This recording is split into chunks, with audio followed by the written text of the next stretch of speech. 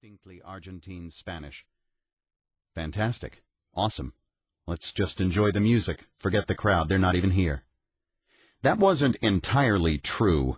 It was hard to even fathom 50,000 spectators and coordinators in El Rural, even if it was the biggest exhibition hall in Buenos Aires.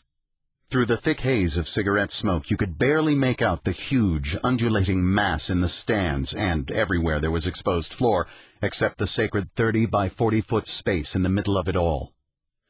I adjusted my pinstriped suit and fussed with my blue silk handkerchief until it was obvious that I was just fidgeting.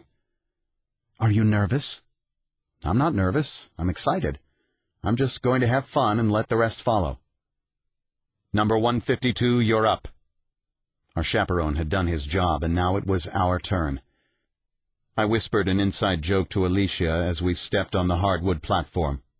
"Tranquilo. Take it easy."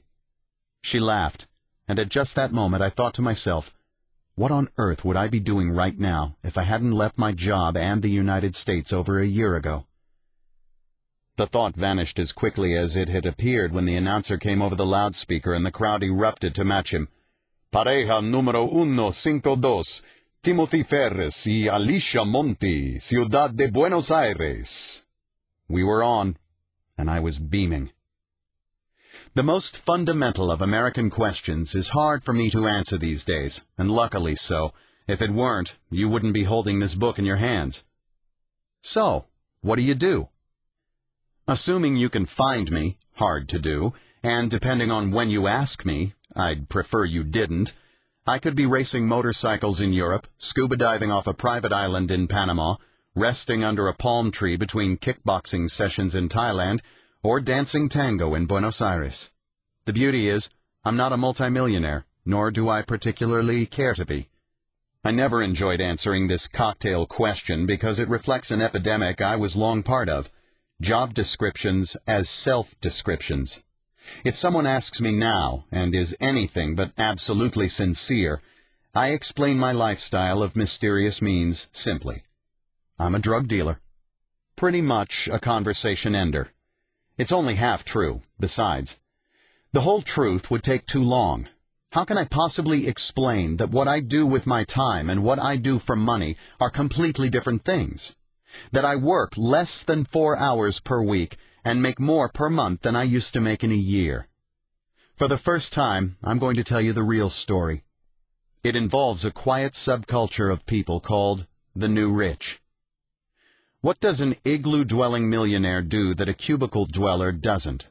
Follow an uncommon set of rules.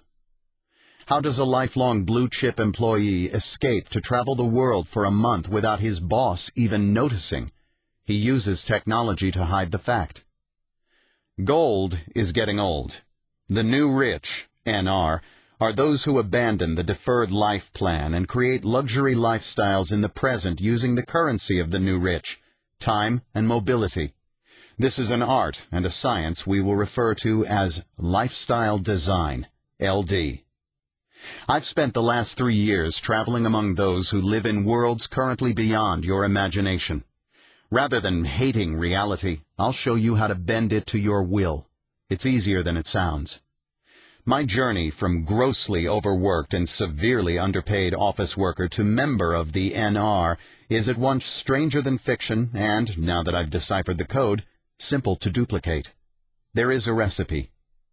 Life doesn't have to be so damn hard. It really doesn't. Most people, my past self included, have spent too much time convincing themselves that life has to be hard, a resignation to 9-to-5 drudgery in exchange for, sometimes, relaxing weekends and the occasional keep-it-short-or-get-fired vacation. The truth, at least the truth I live and will share in this book, is quite different. From leveraging currency differences to outsourcing your life and disappearing, I'll show you how a small underground uses economic sleight of hand to do what most consider impossible. If you've picked up this book, chances are that you don't want to sit behind a desk until you are 62. Whether your dream is escaping the rat race, real-life fantasy travel, long-term wandering, setting world records, or simply a dramatic career change, this book will give you all the tools you need to make it a reality in the here and now.